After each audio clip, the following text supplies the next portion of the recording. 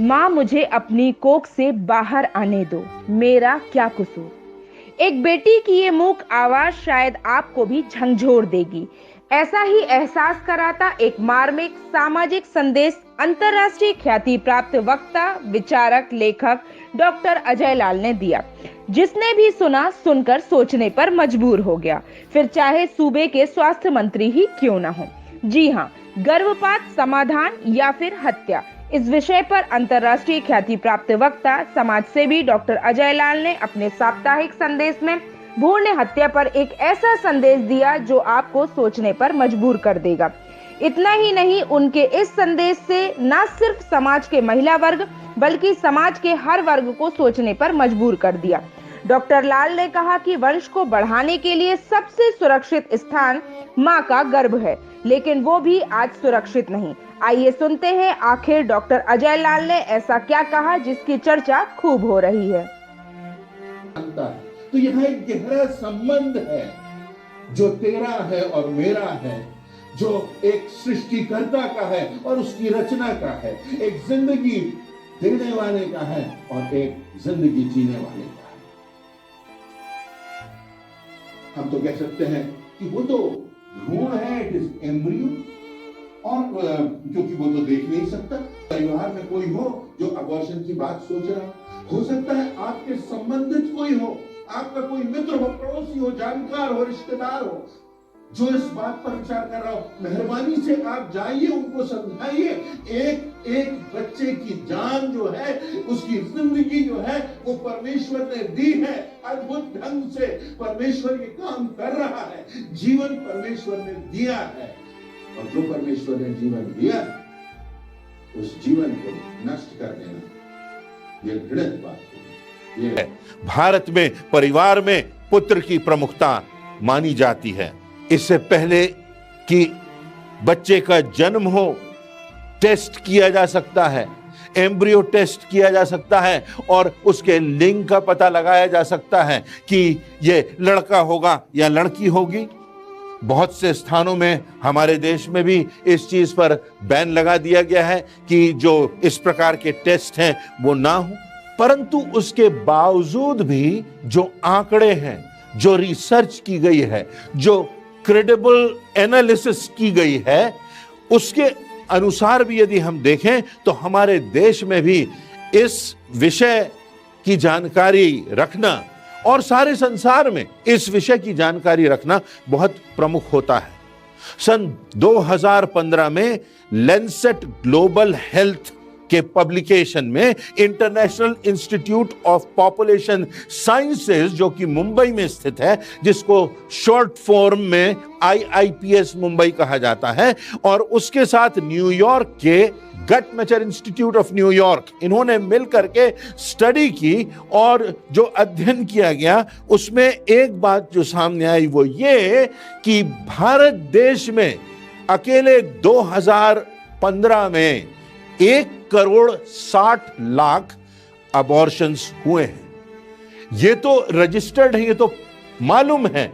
ये तो हॉस्पिटल्स में, ये तो विभिन्न सरकारी अस्पतालों में, निजी अस्पतालों में ये संख्या तो दर्ज है। इसके अलावा जो जिनकी संख्या नहीं है तो हम तो नहीं जानते, कुछ कह भी नहीं सकते, परंतु यह निश्चित है कि 1,60,00,000 गर्भपात एक वर्ष में हुए हैं भारत में, और ऐसा माना जाता है कि यह संख्या इससे बढ़ती जाती है।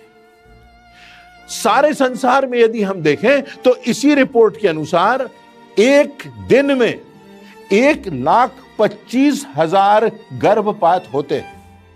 इसका अर्थ यह हुआ 37,50,000 गर्भपात प्रति माह और 4,50,00,000 गर्भपात प्रति वर्ष। 4,50,00,000 गर्भपात प्रति वर्ष हम कल्पना भी नहीं कर सकते। क्या है ये? क्या ये उचित है? क्या ये अनुचित है?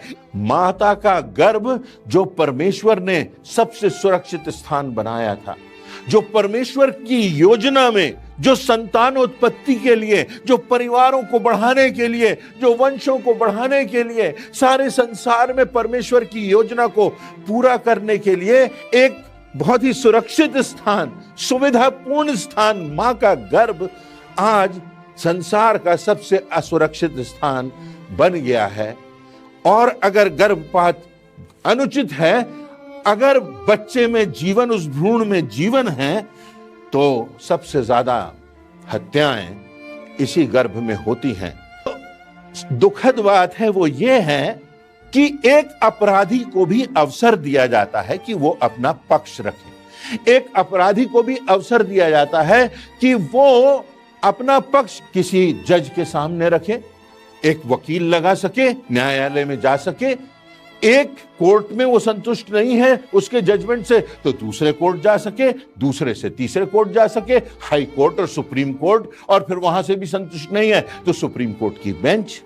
पर दुखद बात तो यह है कि एक बच्चे की जिंदगी जो मां के गर्भ में पल रही है, अबॉर्शन के पहले कोई याचना करने का उसको अवसर नहीं है, उसको अपनी जिंदगी की याचना करने का कोई अवसर नहीं है, उसको अपना पक्ष रखने का, किसी के सामने हाथ फैलाने का अवसर नहीं है। एक मासूम बच्चे की स्थिति एक अपराधी से भी बदतर।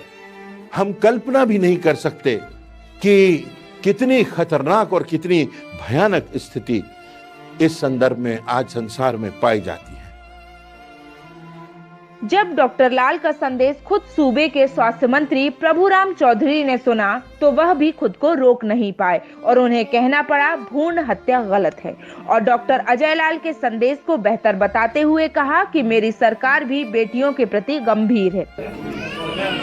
सर, डॉक्टर अजय लाल जी ने एक भ्रूण हत्या के बारे में बहुत अच्छा संदेश दिया है, उसके मामले में आप क्या कहते हैं? देखिए, भ्रूण हत्या रोकने के लिए कानून भी बना हुआ है और भ्रूण हत्या नहीं होना चाहिए, और जो संदेश दिया है तो अच्छी बात है, समाज के लोगों को आगे आना चाहिए इसमें। ये तो लोगों को सरकार के द्वारा भी बेटी बचाओ अभियान चलाया जाता है।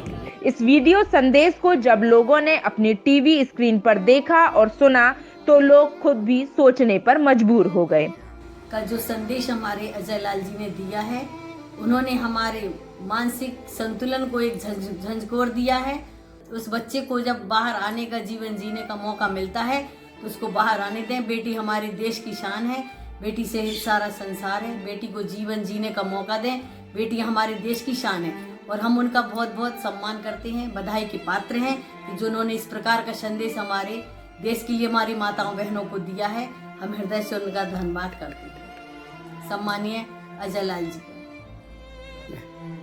डॉक्टर अजय लाल जी ने भ्रूण हत्या रोक पर जो अपना संदेश जारी किया है वो वास्तव में तारीफ के काबिल है, क्योंकि वर्तमान परिस्थितियों को देख रहे हैं हम कि हमारे देश का लिंग अनुपात में अंतर घटता जा रहा है, महिलाओं की संख्या घट रही है। तो इस दृष्टि से अगर देखा जाए तो भ्रूण हत्या पर रोक लगाना अनिवार्य है। लोग लड़का लड़की में भेद करते हैं, इस कारण से यदि उन्हें पता चल जाता है कि लड़की का भ्रूण है तो ज़रूर उसका अबॉर्शन करा देते हैं, जबकि ऐसा नहीं होना चाहिए। ये देश के लिए आवश्यक है कि भ्रूण हत्या पर रोक लगाई जाए। अब जरूरत है इस संदेश से शिक्षा लेने की, ताकि किसी मासूम को गर्भ में ही ना मार दिया जाए।